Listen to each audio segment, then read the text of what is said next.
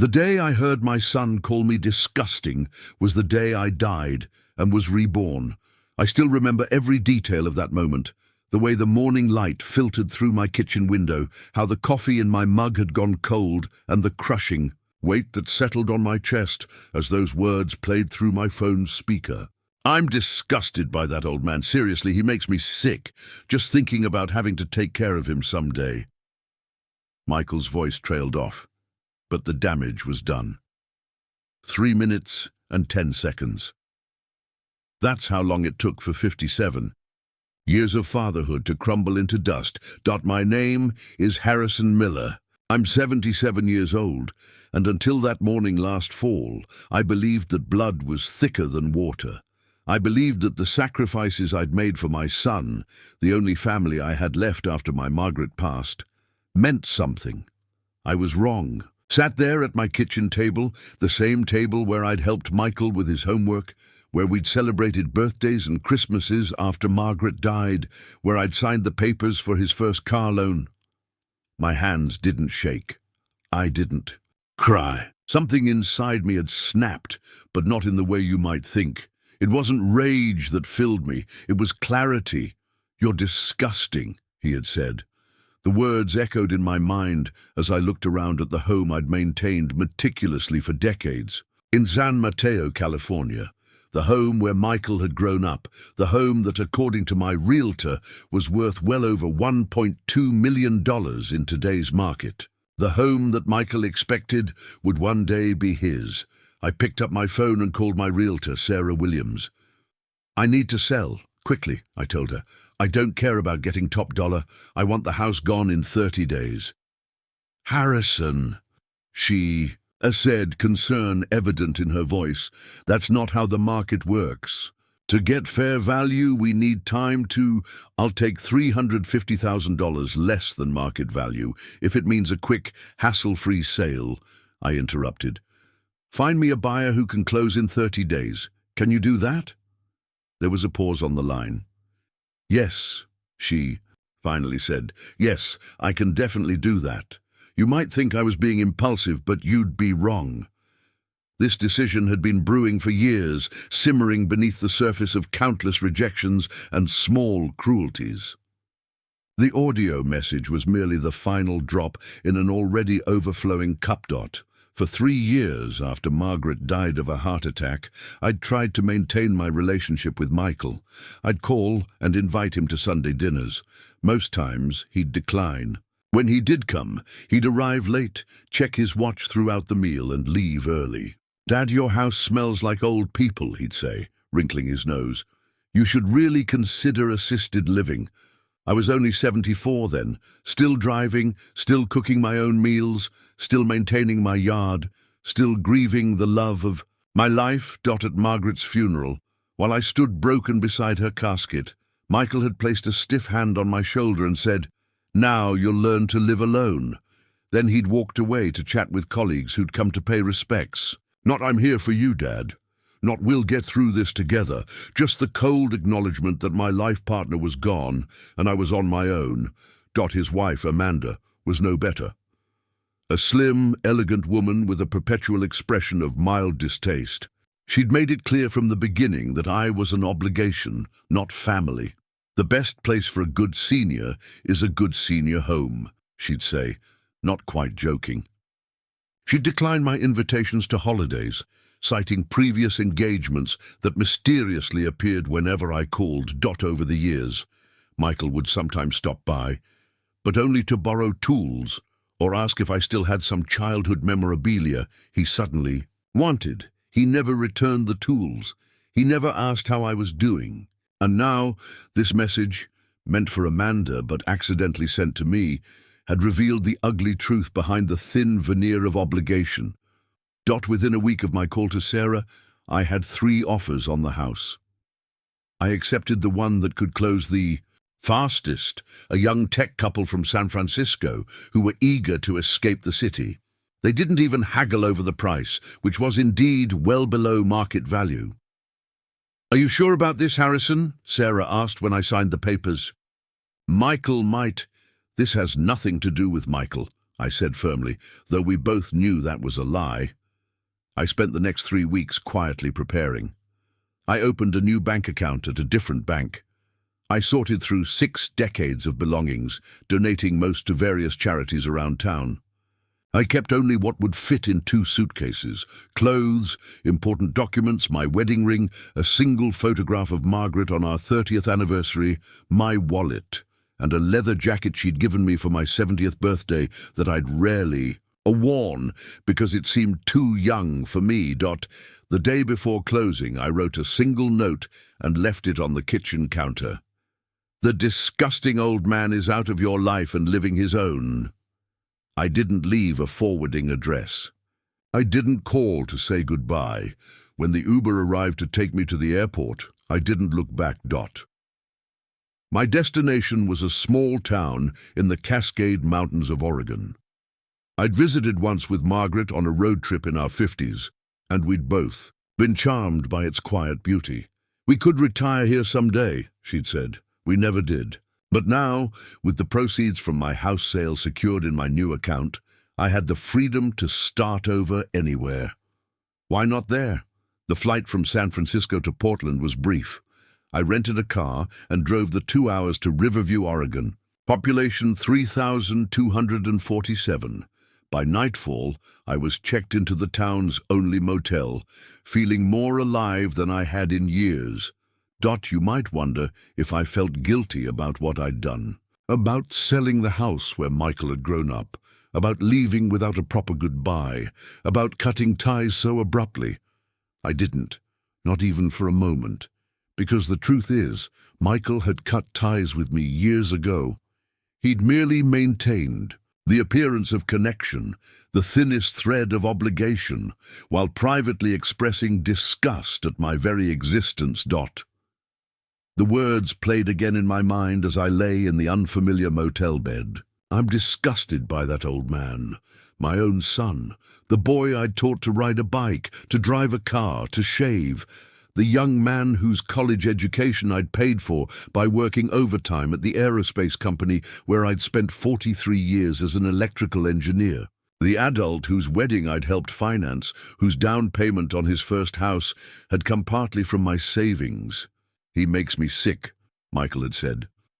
And now, lying alone in a motel in a town where no one knew my name, I finally admitted to myself how sick he had made me, how the constant rejection had worn me down, how the subtle cruelties had dimmed my spirit, how the obligation-driven visits had become more painful than the absences. The next morning, I met with a real estate agent to find a small house to rent. By the end of the week, I had a modest 2-bedroom bungalow on a quiet street 3 blocks from Riverview's main street. It wasn't fancy, nothing like my California home, but it was clean and well-maintained, with a small yard and a covered porch where I could sit in the evenings. "Just you?" the landlady asked when I signed the lease. "Just me," I confirmed. "Family." Nearby, I hesitated only briefly. "No family," I said, and was surprised by how liberating those words felt. I furnished the house simply: a comfortable bed, a decent couch, a small dining table, a television I rarely turned on. I bought a coffee maker and a set of pots and pans. I hung my single photo of Margaret on the bedroom wall, and then I set about creating a new life. The first few weeks were the hardest. Habits formed over decades are difficult to break. I'd wake up disoriented, reaching for a phone to check for messages from a son who didn't know where I was. I'd walk to the kitchen, expecting to see the familiar view of my California neighborhood. I'd catch myself thinking, I should tell Michael about this, before remembering that Michael was part of my past, not my future. But gradually, day by day, I established new routines. I'd wake early, make coffee, and sit on my porch watching the town come to life. I'd walk to the local bakery for a fresh roll, nodding hello to neighbors who soon began to recognize me. I'd spend hours at the town library, reading books I'd always meant to get to, but never had time for. It was at the library that I met Walter, A widower like me, a few years younger at 72, he'd moved to Riverview after his wife died of cancer. We struck up a conversation about the book I was reading, a biography of Nikola Tesla, and discovered a shared interest in electronics. I used to repair old radios as a hobby, I told him. No kidding. DeWalter's eyes lit up. I've got a collection of vintage Zenith radios that need work. Been looking for someone who knows their way around a vacuum tube. That weekend, I found myself in Walter's garage workshop, the familiar smell of solder and the delicate work of electronic repair, bringing back memories of my first jobs before aerospace.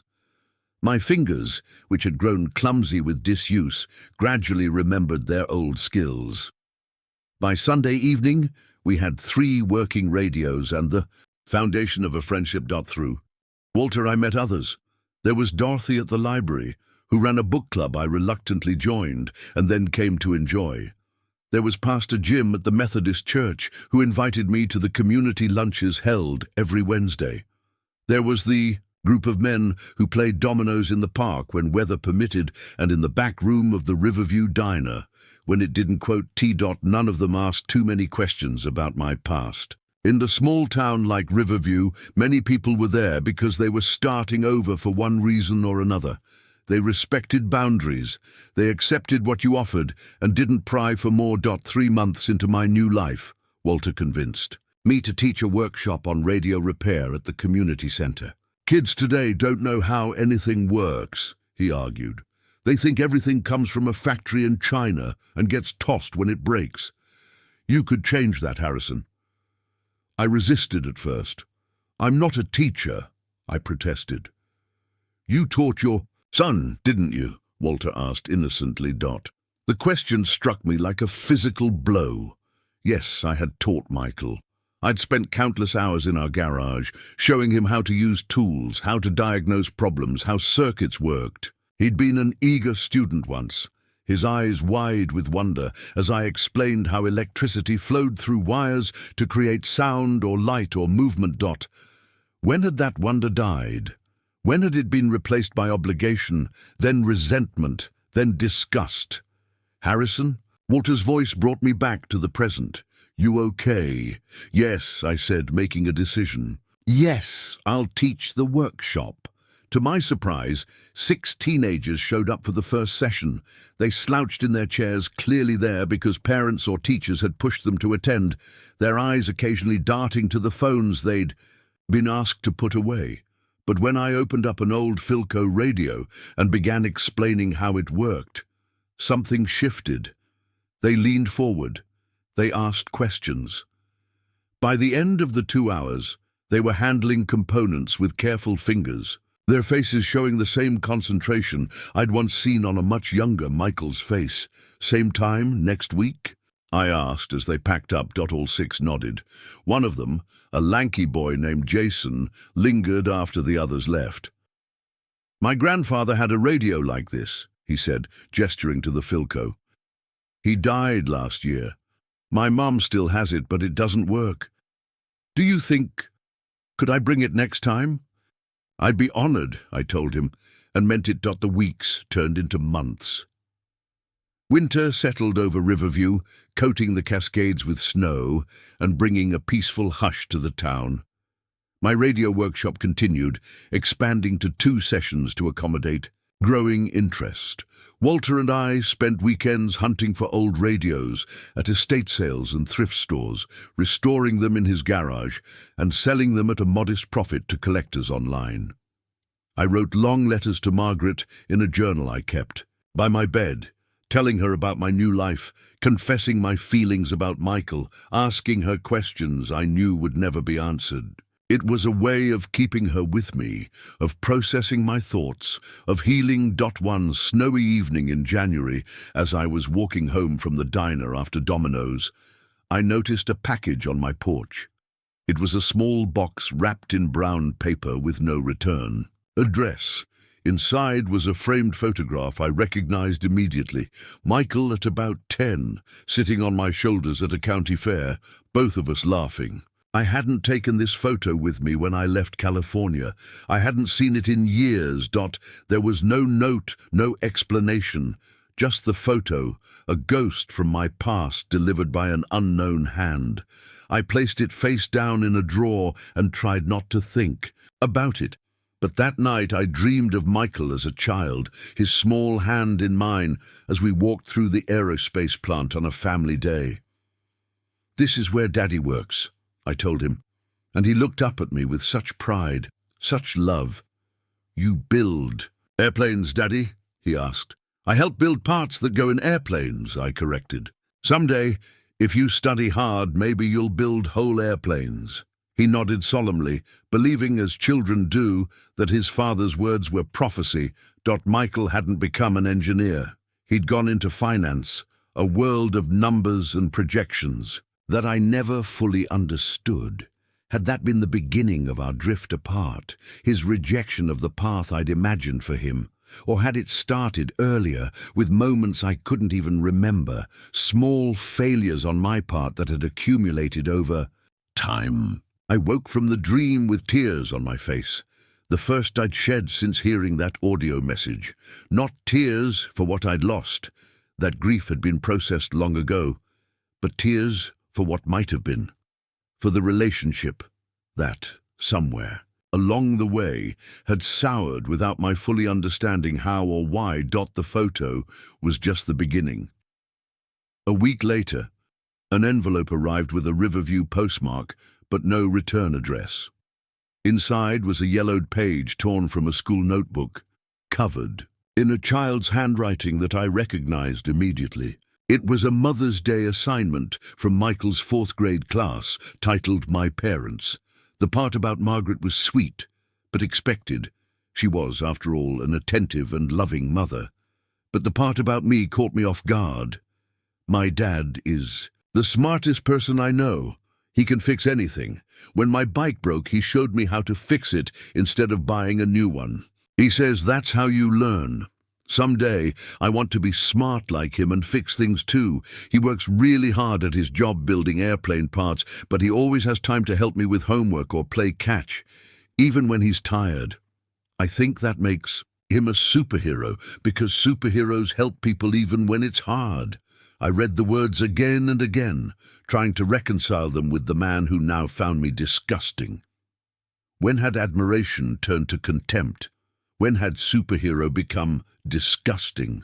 "Old man," I took the page to Walter, who had become my closest friend in Riverview. "Someone's found me," I explained, showing him the photo and the school assignment. "Someone knows I'm here." Walter studied the items, then looked at me with the direct gaze that had become familiar over our months of friendship. "You ran away from something, didn't you?"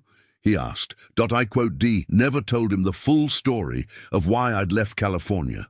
I'd shared bits and pieces, that I was widowed, that my relationship with my son had deteriorated, that I'd needed a fresh start. But I hadn't told him about the audio message, about the house sale, about my abrupt departure. Now, sitting in his living room with evidence of my past spread before us, I told him everything. The years of rejection, the cold condescension from Amanda, the final devastating words that had broken the last thread of connection. My escape. Walter listened without interruption, his weathered face showing no judgment. When I finished, he was quiet for a long moment. "Do you regret it?" he finally asked, "leaving the way you did?" I considered the question carefully. "I regret that it came to that," I said slowly. "I regret that my son became a man who could speak of his father with such disgust. I regret that I couldn't find a way to heal our relationship before it was too late. But do I regret leaving? No. For the first time in years, I feel whole." Walter nodded. "Then whoever's sending these things needs to understand that. They're trying to pull you back into the past, Harrison. The question is, do you want to go?" I didn't, but I also couldn't ignore the mysterious deliveries. If someone in Riverview knew who I was, knew my history, I needed to know who and how and why. The answer came a few days later in the form of a woman I'd seen around town but never spoken to. She was in her 60s, with steel grey hair cut in, a practical bob, and the brisk manner of someone who had spent decades in a classroom. She approached me in the library, where I was helping Dorothy shelve returns. "Mr. Miller," she said without preamble, "I'm Susan Landry. I taught 4th grade at Oak Ridge Elementary in San Mateo for 32 years before retiring here. Your son Michael was in my class, so that explained the school assignment." "You sent it," I said. "It wasn't a question." She nodded. "And the photo. I recognized you the first time I saw you at Pastor Jim's community lunch. It took me a while to place you, but once I did, I knew exactly who you were." "Why?" I asked. "Why send those things anonymously?" Susan glanced at Dorothy, who had tactfully moved several shelves away. "Can we talk somewhere private?" We ended up at the coffee shop across from the library, sitting at a corner table away from other customers. Susan wrapped her hands around her mug, studying me with the assessing gaze of a veteran teacher. "I kept in touch with many former students," she explained. "Through social media mostly. Michael was one of them. About 6 months ago, he posted something about his father disappearing, selling the family home without warning and vanishing. He sounded angry." "Did he mention why I might have done that?" I asked, keeping my voice neutral. Susan's eyes narrowed slightly. "No, he presented himself as the wronged party, said you'd had some minor disagreements, but nothing that warranted such drastic action. Called it a selfish betrayal. Said Amanda was beside herself with worry." I couldn't help the short, harsh laugh that escaped me. "Amanda," I repeated. "Worried." "I thought it sounded off," Susan continued. "I remembered Michael as a child. Bright, a bit entitled even then, used to getting his way. And I remembered you at parent-teacher conferences, patient, attentive, asking thoughtful questions about how to support his education at home. It didn't add up. So you sent me the evidence of a better time," I concluded. "I wanted you to know that someone remembered," she said simply. "That someone knew there was more to the story than what Michael was telling. I didn't approach you directly because I didn't want to intrude. If you wanted privacy, you had a right to it." "But now you're here," I pointed out. She nodded, looking slightly embarrassed. "I saw another post last week. Michael's looking for you. Hired a private investigator, apparently. I thought you should know." A chill ran through me. Not fear exactly, but a deep reluctance to be found, to be pulled back into the vortex of that toxic relationship. "Thank you for the warning," I said. Susan hesitated, then reached into her purse and pulled out a folded piece of paper. "There's one more thing," she said, sliding it across the table. "I found this while cleaning out old files. It's a note from Margaret. She volunteered in my classroom sometimes, helping with reading groups. We became friendly. She left this with a plant she gave me when I was going through a divorce." I unfolded the paper with trembling fingers, recognizing Margaret's elegant handwriting immediately. The note was brief, a kind message about finding strength in difficult times. But at the bottom, almost as an afterthought, she'd written, "Harrison doesn't know I've been to the doctor again. The tests don't look good, but I can't bring myself to worry him yet. He has enough on his plate with Michael's recent attitude. It breaks my heart to see the distance growing between them. I've tried to talk to Michael about it, but he just says his father wouldn't understand his choices, as if Harrison hasn't spent a lifetime trying to understand and support him. I worry what will happen when I'm gone. Harrison will reach out, and Michael will pull away, using my absence as another excuse for distance. It's not Harrison's fault, or mine, or even really Michael's. It's just the painful pattern they've fallen into, and I don't know how to break it before it's too late." The date on the note was 3 months before Margaret's sudden heart attack. She'd never mentioned additional tests, never hinted at health concerns beyond the routine checkups we both had at our age. She'd protected me from worry, just as she'd tried to protect me from the full recognition of Michael's growing rejection. "I thought you should have this," Susan said gently. "Whatever happened between you and Michael, Margaret saw it coming, and she didn't blame you."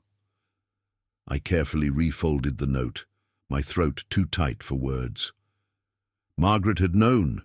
She'd seen the fracturing of our family and had carried that knowledge. Alone, trying to shield me even as her own health was failing. "Thank you," I finally managed. Susan reached across the table and briefly touched my hand. "For what it's worth, Mr. Miller, I think you've done something brave. Starting over at our age isn't easy. Most people just endure, even when enduring is killing them slowly." After Susan left, I sat for a long time, turning over the revelations. Of the past hour, Michael was looking for me. Margaret had seen the estrangement coming. And here in Riverview, where I thought I was anonymous, at least one person had recognized me and connected me to my past. I didn't want to run again. I'd built something here, not just a routine or a living situation, but relationships, friendships, purpose. The radio workshop was thriving.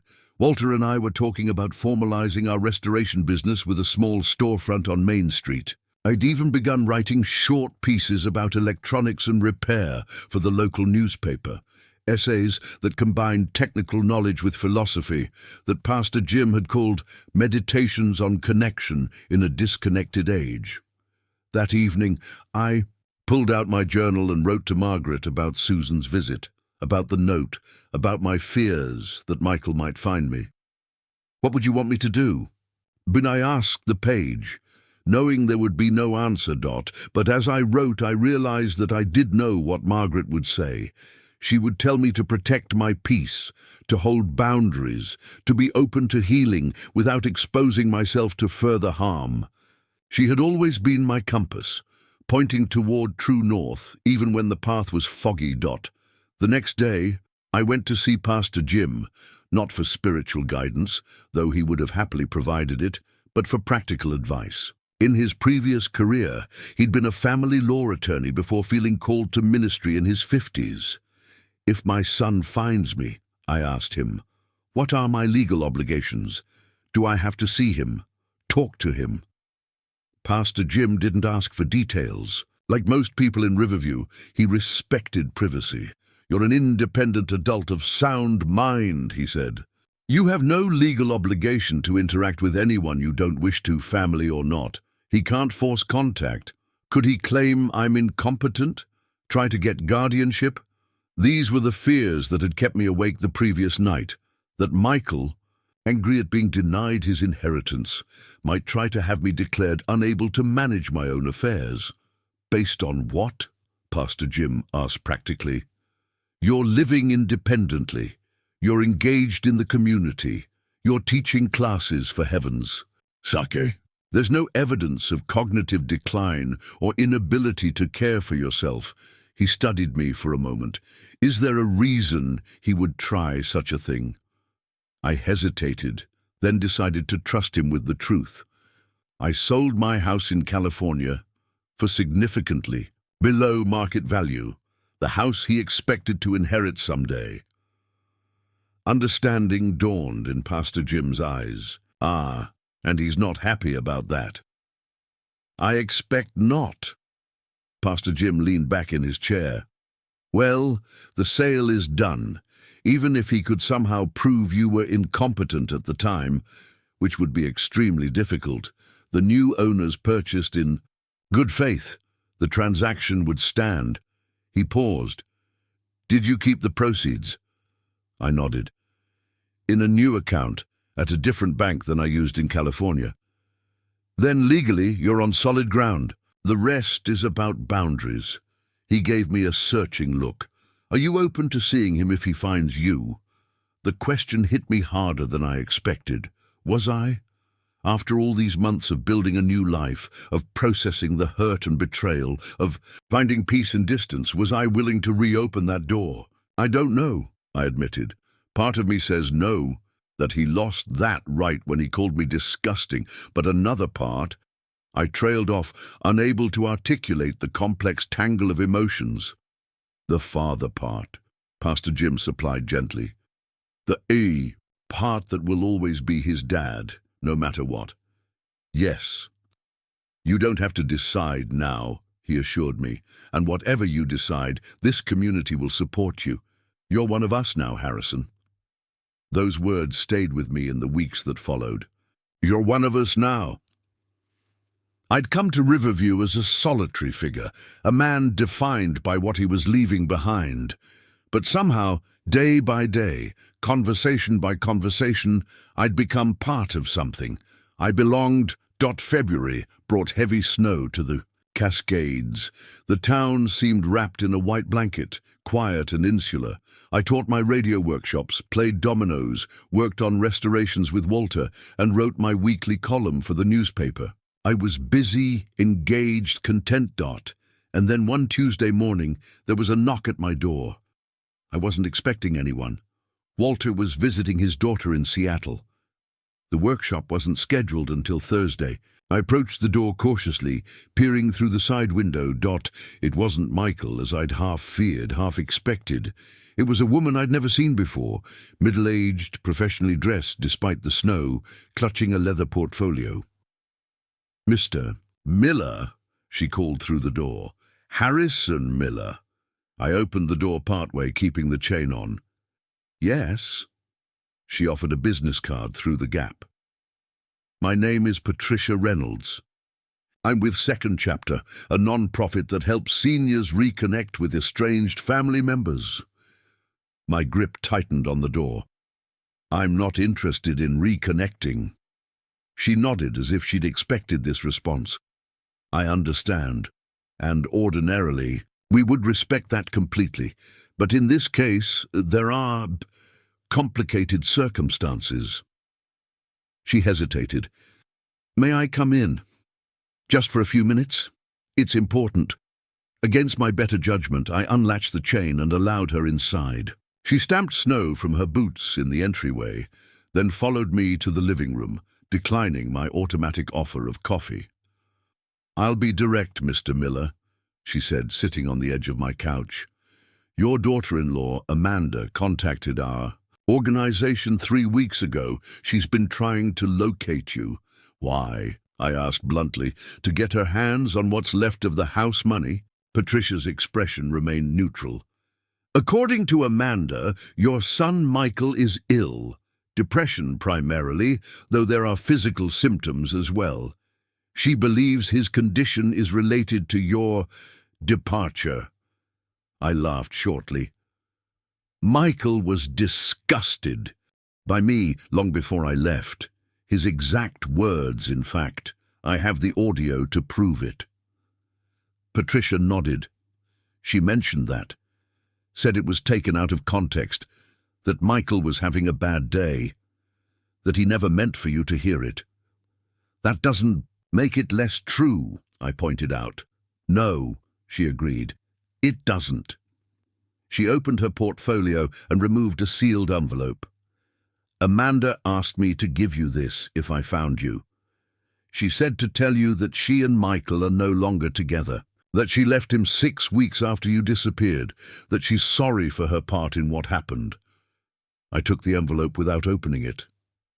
How did you find me? We have resources, Patricia said vaguely. But in this case it was simpler. Amanda saw your column in the Riverview Gazette online. Someone had shared it in a vintage radio collectors group she follows. Of course, the internet had made the world smaller. My attempt at a clean break had been an illusion. I'd left digital footprints without realizing it. I haven't told Michael where you are, Patricia continued. That would be a violation of our protocols. We locate estranged family members, but we don't share their information without consent. She gestured to the envelope in my hand.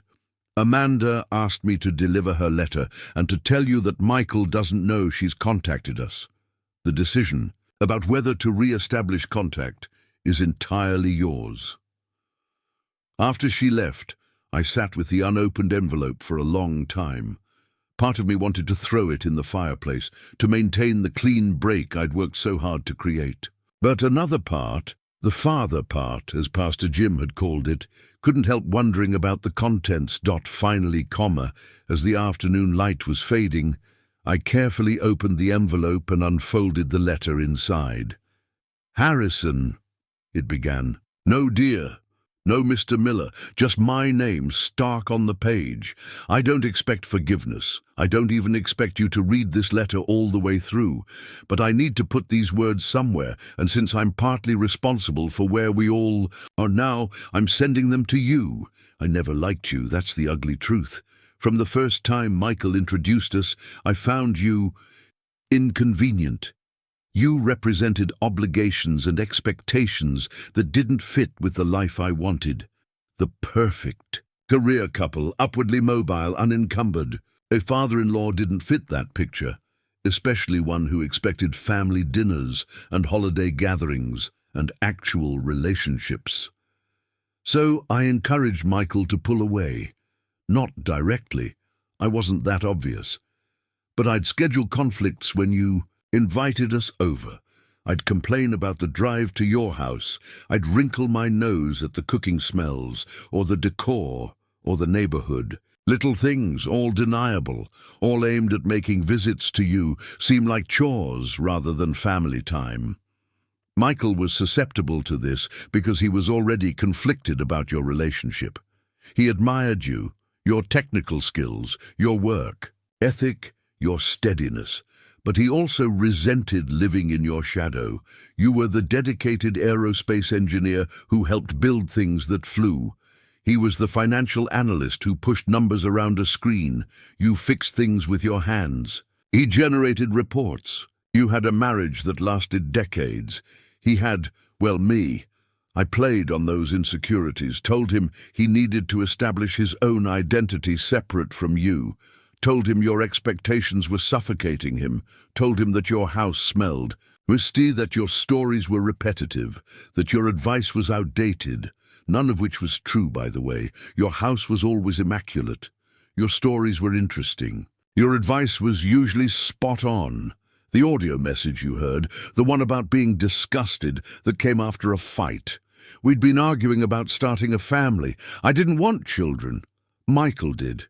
He said something about wanting his kids to know their grandfather, and I snapped back that his father was too old, too set in his ways, that having him around babies would be unhygienic. It was cruel and baseless, but I was angry and lashing out. Michael defended you initially, but then he made that audio to prove he was on my side. He recorded it, played it back, decided it wasn't convincing enough, and tried again. The version you heard was his third attempt. He sent it to prove his loyalty to me, but accidentally sent it to you instead of me because your names are adjacent in his contacts. When he realized what he'd done, he was horrified. He tried calling you repeatedly, but you didn't answer. When he went to your house the next day, you weren't there. When he returned 3 days later, a for sale sign was in the yard. What happened next was ugly. Michael confronted me about what I'd pushed him to do. Said he'd chosen me over his father. Again and again. And now he'd lost you completely. We fought viciously. I told him he was weak for caring so much about a father who was just going to die soon anyway. He told me I was heartless. Both were probably true. I moved out 6 weeks after you disappeared. The divorce was finalized 3 months later. Michael spiraled, lost focus at work, started drinking too much, eventually took a leave of absence that turned into a resignation. I'm not telling you this to make you feel guilty. You did what you had to do to protect yourself from years of subtle cruelty that I helped orchestrate. I'm telling you because I need to acknowledge my part in destroying something that wasn't mine to destroy, the relationship between a father and son. Michael doesn't know I've written to you. He doesn't know I've asked people to find you. That's his journey to make if he chooses. I just wanted you to know that while his words were his own, the rot that led to them was cultivated with my help. and for that, I am truly sorry. I don't expect or deserve your forgiveness, but Michael might. That's for you to decide. He's living in Portland now, trying to rebuild his life. If you want to contact him, his information is enclosed. If not, I understand. Either way, I wish you peace. In your new life. Amanda, quote enclosed, was a small card with Michael's address, phone number, and email. I set it aside, my hands shaking slightly as I reread Amanda's letter. Her stark admission of deliberate sabotage should have angered me, but instead I felt a strange, hollow vindication. I hadn't imagined the subtle undermining, the gradual poisoning of my relationship with my son. It had been real, deliberate, executed with precision by a woman who had seen me as an inconvenience to be managed and eventually eliminated. But Michael had been complicit. He'd recorded that message 3 times, apparently, until he got the tone of disgust just right.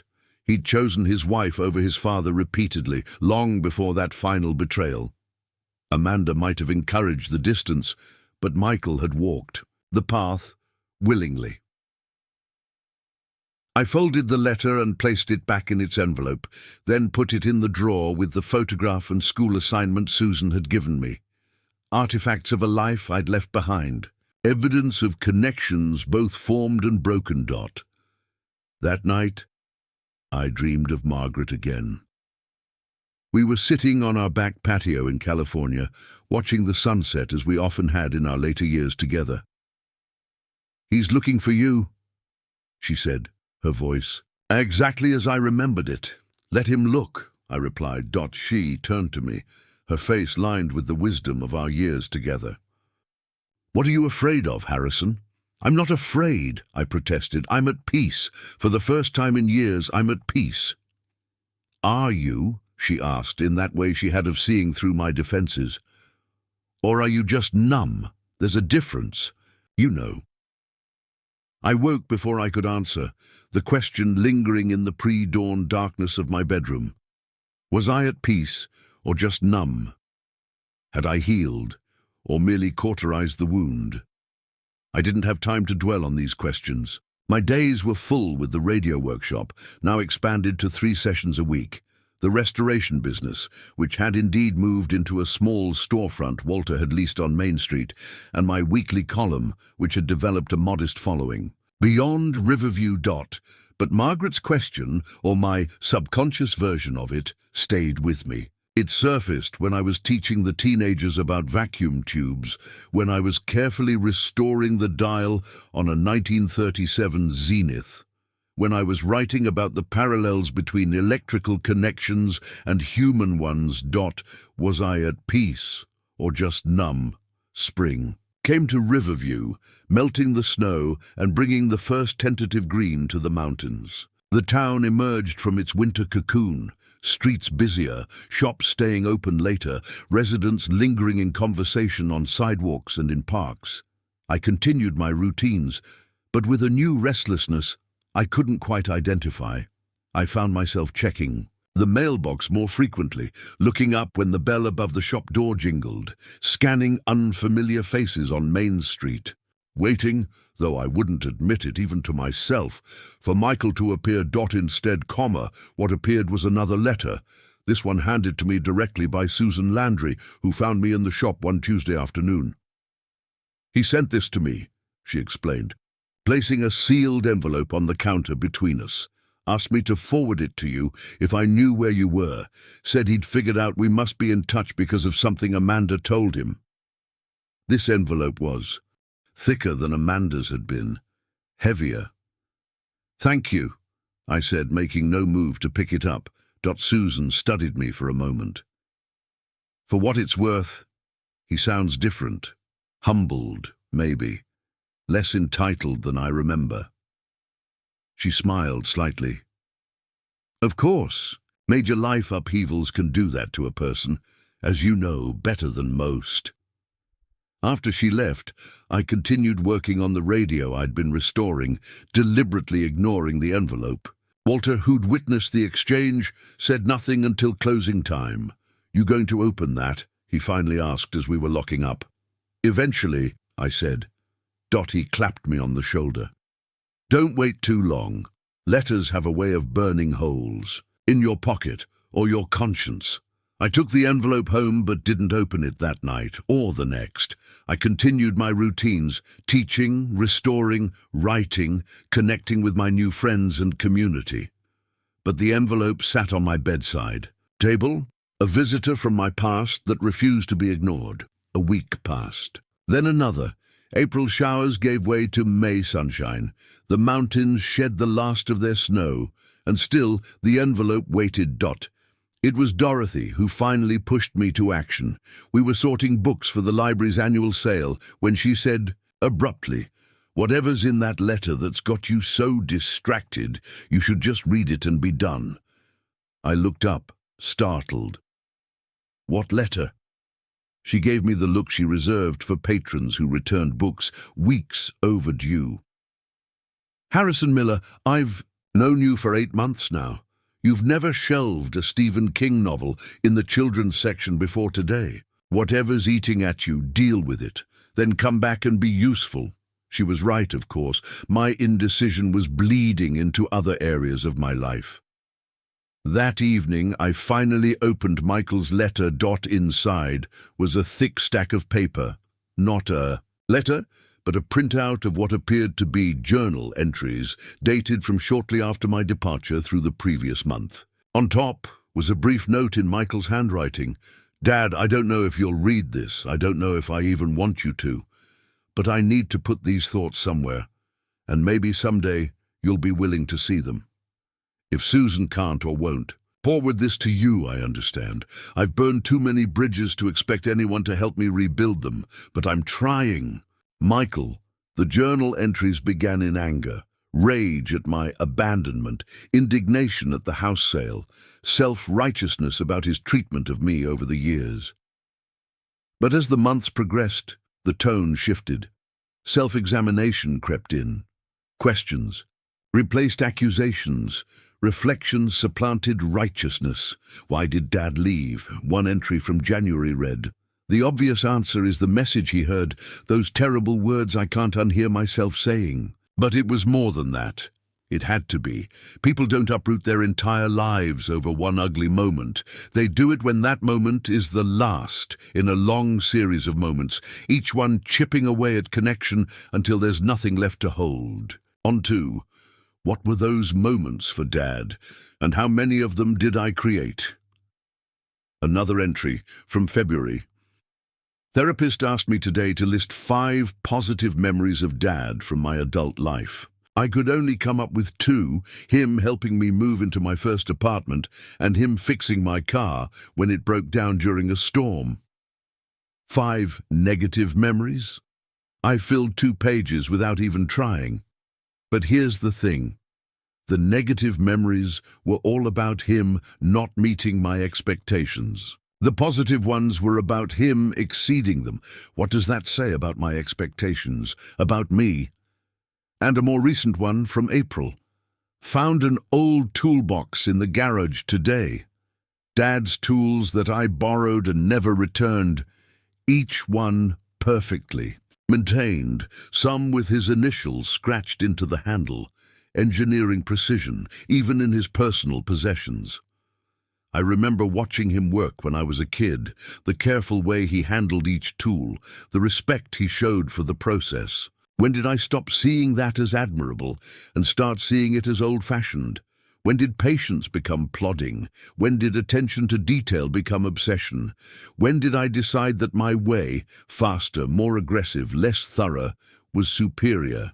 And what have I built with that approach that will last as long as the things he built with his? I read until the early hours of the morning, watching my son's journey through anger and denial to the beginnings of understanding.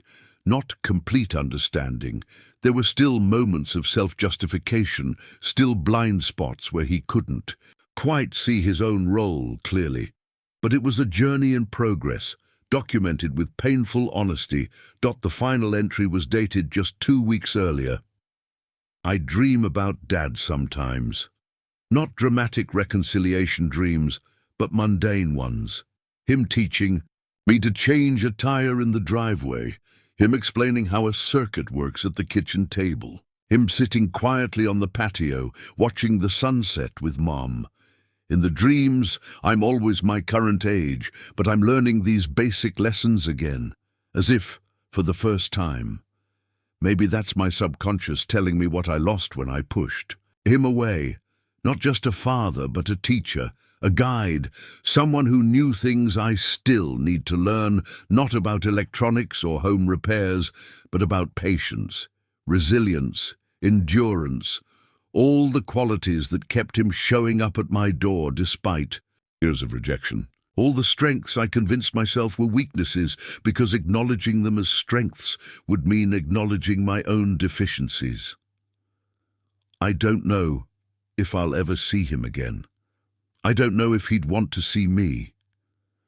But I know now what I couldn't admit then. I needed him more than he needed me. And I threw that away like it was nothing. I set the pages down, my vision blurred with tears I hadn't allowed myself to shed in nearly a year.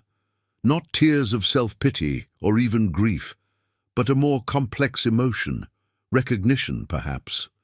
Recognition of the painful path both Michael and I had walked to reach this point of partial understanding. The next morning, I called Pastor Jim and asked if he could meet me at the church. In his office, with the spring sunshine streaming through stained glass, I showed him Michael's journal entries. "He's in Portland," I said after he'd read through them. "That's only a few hours from here." Pastor Jim looked up, his expression thoughtful. "Are you asking for my advice, Harrison?" "I suppose I am." He handed the pages back to me. "There's growth here," he acknowledged. "Self-reflection, the beginnings of accountability, but there's a difference between understanding what went wrong and being ready to do the work of repair." He paused. "What do you want?" It was the question I'd been avoiding for weeks. What did I want? The clean break I'd engineered had given me space to heal, to build a new life. Did I want to risk that hard-won peace by reopening old wounds? "I don't know," I admitted. "Part of me wants to maintain the distance. It's been liberating. For the first time in decades, I'm not bracing for rejection, not measuring my words, not walking on eggshells. But another part, the father part," Pastor Jim supplied, echoing our earlier conversation. "Yes, that part wonders if there's a possibility of, not reconciliation exactly. That suggests returning to something that existed before, but maybe something new, something with better boundaries, something healthier." Pastor Jim nodded. "It doesn't have to be all or nothing, Harrison. You can test the waters, exchange emails, talk on the phone. See if the growth you're seeing in these pages translates to actual behavioral change." He smiled slightly. "Forgiveness doesn't mean you have to put yourself back in harm's way." I left the church with no clear decision, but a sense of permission. To consider possibilities I'd previously rejected, to imagine a future that included some form of controlled contact with my son, Dot. That evening, I sat on my porch, watching the sunset paint the Cascades in shades of gold and rose. In my hand was my phone, Michael's number entered but not yet dialed. I thought of Margaret, of what she might say if she were beside me. Trust your instincts, probably. She'd always had more faith in my judgment than I did. I thought of the life I'd built in Riverview, the friends, the purpose, the peace. It wasn't the life I'd planned, but it was a good one, rich in connections and meaning. Whatever happened with Michael, this would remain my home, my community, my safe harbor. Finally, as the last light faded from the mountains, I pressed call. The phone rang 3 times before a voice I hadn't heard in almost a year answered. "Hello, Michael," I said, my voice steadier than I expected. "This is your father." There was a sharp intake of breath, then silence. I waited, remembering Pastor Jim's words about testing the waters, about forgiveness that didn't mean putting Myself back in harm's way? Dad, Michael finally said, his voice cracking on the single syllable. Is it really you? Where are you? Are you okay? I'm fine, I said. I'm safe. I'm well. I've been looking everywhere for you, he said, words tumbling out in a rush. I hired investigators. I posted online. I called all your old colleagues. No one knew anything. It was like you'd vanished into thin air. That was the point, I reminded him, keeping my tone neutral. Another silence, longer this time. Then in a much quieter voice. I know. I understand why you left. Do you? I asked, not accusingly, but genuinely curious. Do you really understand? I think so, he said slowly. Not at first. At first I was just angry, hurt, confused. But eventually, yes, I think I do understand. I drove you away, not just with that message, though God knows that was terrible enough, but with years of treating you like you didn't matter, like your feelings didn't matter. He paused. I read something recently about the difference between guilt and shame. Guilt is I did something bad. Shame is I am bad.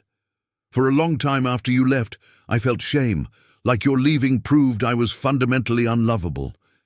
But then I started to look at what I actually did, the pattern of behavior over years. And I realized it wasn't about me being bad. It was about my actions being hurtful, actions I could acknowledge, take responsibility for, maybe even change. It was more insight than I'd expected, more accountability than I'd dared hope for. But I reminded myself that words were easy. Actions were what mattered. I'm glad to hear that, I said carefully. Self-reflection is important. Dad, Michael said, an edge of desperation entering his voice, I need to see you, to apologize in person, to try to make amends. Please tell me where you are. I'll come anywhere. I closed my eyes, thinking of the sanctuary I'd created in Riverview, the peace I'd found in starting over. I'm not ready for that, I said honestly. This call is a first step, a test of whether communication is even possible between us anymore. I understand, he said quickly, though the disappointment in his voice was evident. Whatever you're comfortable with, I'm so grateful you called, that you're willing to talk to me at all. We spoke for nearly an hour. He told me about his divorce from Amanda, his leave of absence from work, his move to Portland where he'd started a small financial consulting business focused on helping middle-class families with retirement planning. I told him about Riverview in general terms, about the radio workshop, about Walter and our restoration business. I didn't share specific details about where I was living, not yet. That boundary felt important to maintain. As we were about to hang up, Michael said, "Can I call you again? Or would you prefer to call me?" I considered the question. Let's set a time, I suggested. Sunday evenings, perhaps. 8 o'clock. I'll be here, he promised. Every Sunday at 8, for as long as you're willing to talk to me. After we hung up, I sat on the porch until the night air grew chilly. I felt not transformed exactly, not healed, but perhaps a step closer to both. The conversation had been awkward at times, tentative, marked by pauses and careful phrasing on both sides. But it had happened. A line of communication, broken for nearly a year, had been tenuously established. The next day, I told Walter about the call. Good for you, he said, clapping me on the shoulder. Leaving was brave, but this might be even braver. Over. The following weeks, Michael and I spoke every Sunday at 8, our conversations gradually becoming less stilted, more substantial. He never pushed to know my location, never pressed for an in-person meeting. He seemed to understand that those boundaries were non-negotiable for now, perhaps forever. In our fourth call, he asked a question that caught me off guard. Do you miss Mom as much as I do? The simple vulnerability of it, the acknowledgement. that we shared a loss, that Margaret had been a connection between us that could never be replaced, broke something open in me. Every day, I admitted. I talk to her sometimes, write her letters she'll never read. Me too, Michael said quietly. I keep thinking she would know how to fix this, us. She always knew how to bridge the gaps. She saw them coming, I told him, and shared the note. Susan had given me Margaret's prescient concerns about the growing distance between us, her worry about what would happen when she was gone. She knew, Michael said, his voice thick with emotion. Of course she knew. She always saw more clearly than either of us. By our 8th call, we'd established a routine, updates on our week, discussions about current events, occasional carefully navigated conversations about the past. Michael had begun seeing a therapist regularly. I had expanded my newspaper column to a small blog about electronics repair and life philosophy that was developing a modest following. In our 12th call, Michael shared news. I've met someone, he said. Her name is Elena. She's a librarian at the Portland Public Library. We've been seeing each other for about a month. Tell me about her, I said, genuinely interested. She's nothing like Amanda, he said with a small laugh. Warm, patient, grounded. She has a 10-year-old son from her previous marriage, Jack. Good kid, smart. We went fishing last weekend. You fish now? I asked, surprised. Michael had always complained about the fishing trips I'd tried to organize when he was younger. I'm learning, he admitted. Elena's father taught her, and she's teaching me. And Jack, it's nice, peaceful. I'm glad, I said, and meant it. In our 16th call, Michael asked the question I'd been half expecting, half dreading. Dad, I need to ask you something, and I want you to know that whatever your answer is, I'll respect it. But would you consider meeting in person? Somewhere neutral, public? Just for coffee or lunch? I understand if you're not ready. I miss seeing your face. I'd been considering this possibility for weeks, turning it over in my mind during quiet moments at the shop or on my evening walks. The fear that had initially kept me hidden had gradually diminished. Michael had demonstrated consistency, respect for my boundaries, willingness to do the difficult work of self-examination without expecting immediate forgiveness or access. Yes, I said finally. I think I would consider that. We arranged to meet the following Saturday at a cafe in Salem, Oregon, a neutral location about halfway between Portland and Riverview. I didn't tell Michael where I was coming from, and he didn't ask. The night before the meeting, I couldn't sleep. I paced my small living room, questioning my decision, rehearsing what I would say, imagining all the ways the encounter might go wrong. At dawn, I gave up on sleep and sat on my porch with a cup of coffee, watching the sunrise illuminate the mountains. Give me strength, I whispered to Margaret, to the morning. To whatever force might be listening. Walter insisted on driving me to Salem.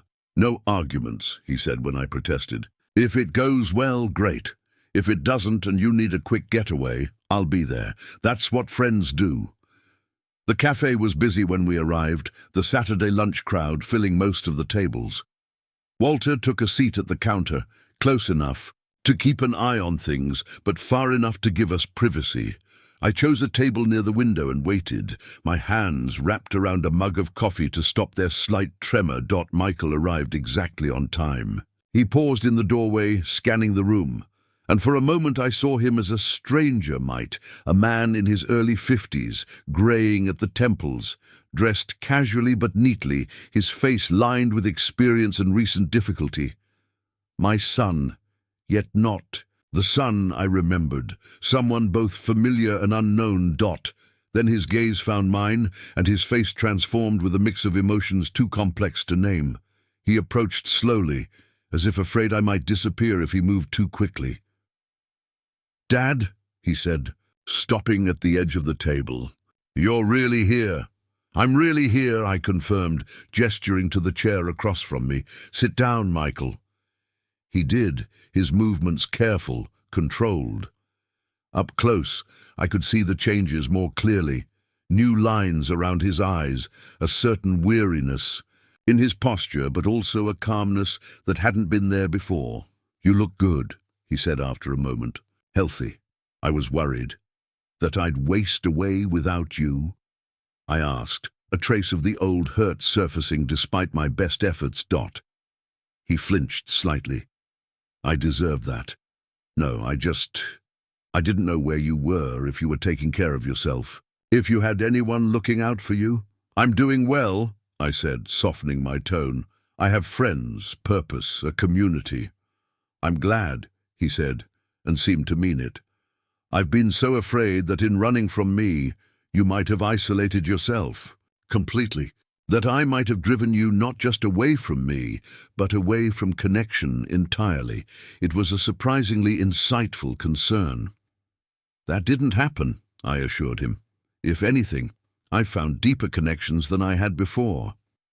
A waitress came to take Michael's order, giving us both a moment to collect ourselves.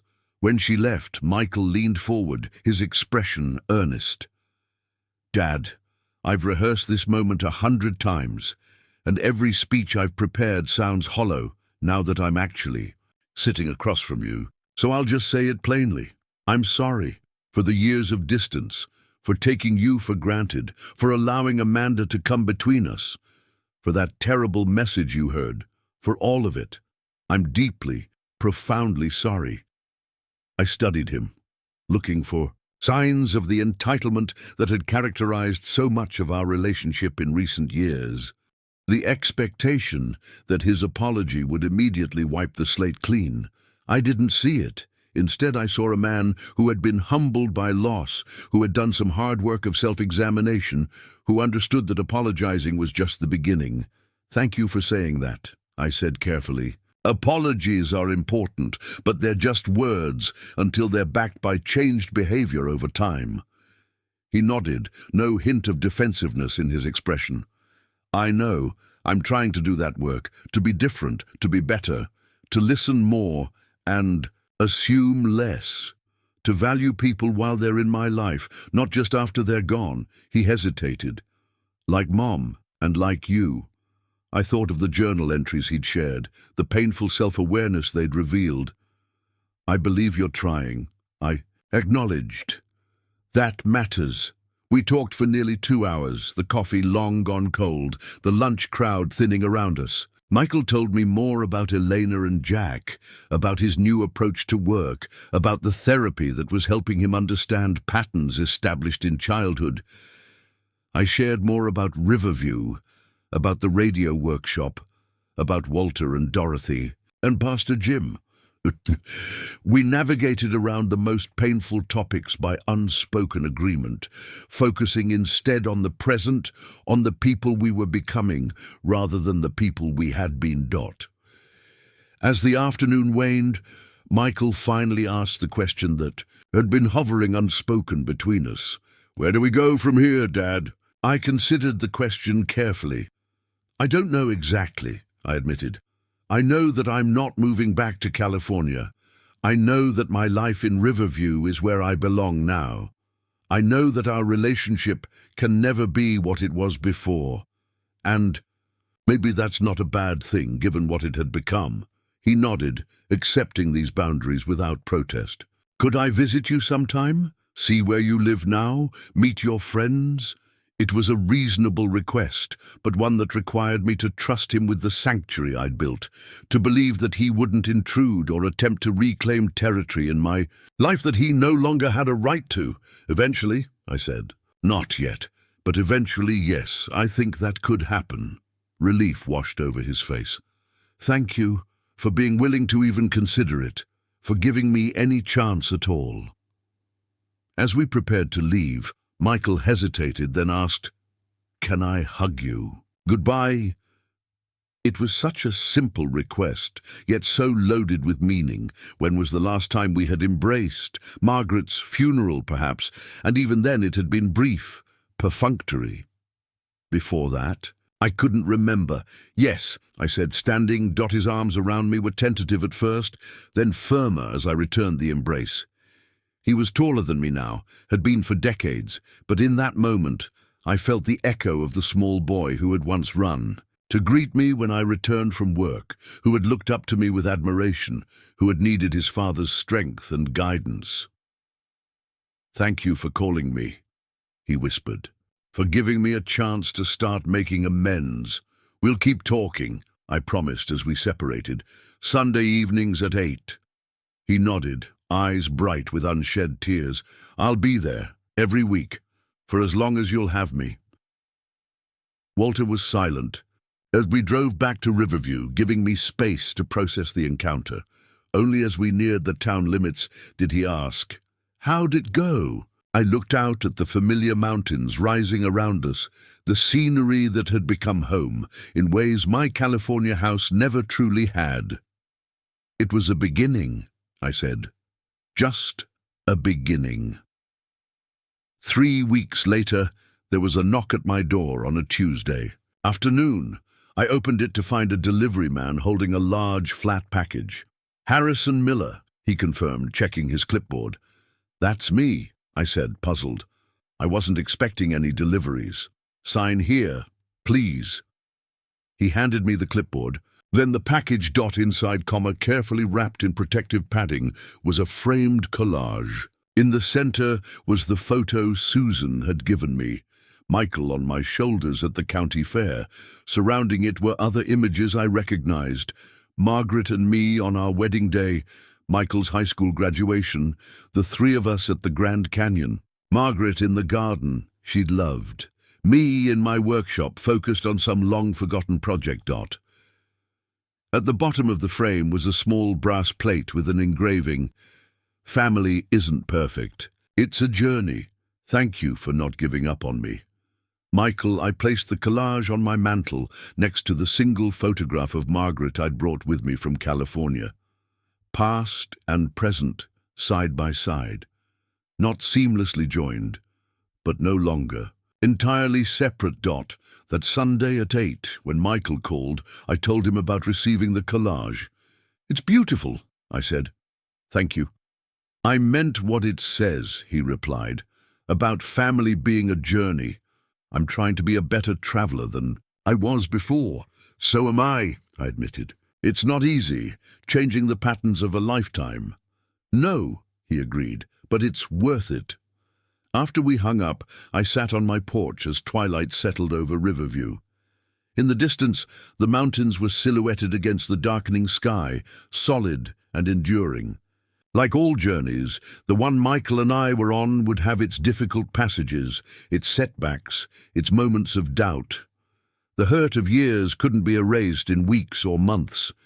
Trust, once broken, could only be rebuilt slowly, piece by careful. Peace. But as I watched the first stars appear above the mountains, I felt something I hadn't allowed myself to feel in a very long time.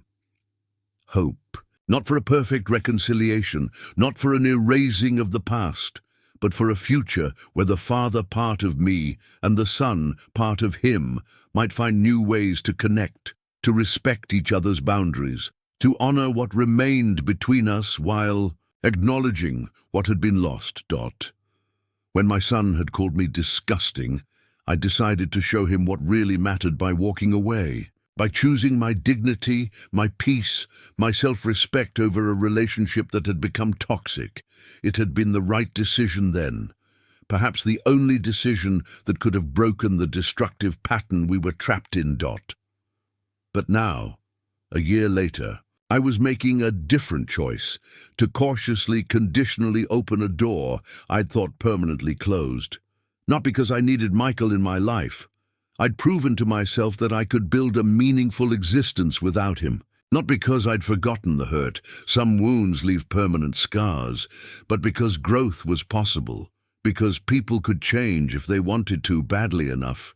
Because sometimes, just sometimes, what was broken could be not restored, but reimagined, rebuilt into something different, but still valuable.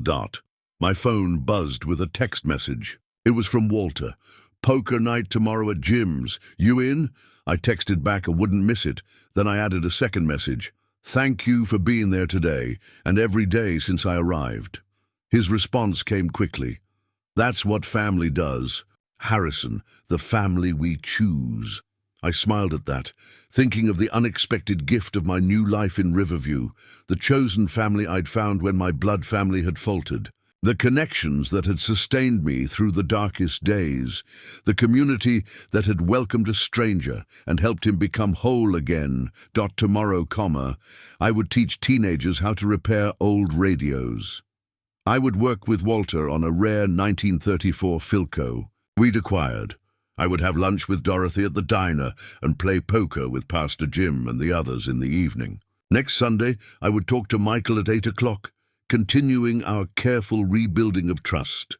And someday, when I was ready, I would invite him to visit Riverview, to see the life I'd created for myself, to meet the people who had become my chosen family. For now, though, I simply sat on my porch in the gathering darkness, at peace with where I was, and open to what might come next. The disgust that had once defined our relationship had been replaced by something else, not easy forgiveness or simple reconciliation, but a mutual acknowledgement of harm done and a shared commitment to finding a better way forward. It wasn't perfect, it wasn't complete, but it was real, and for tonight that was enough.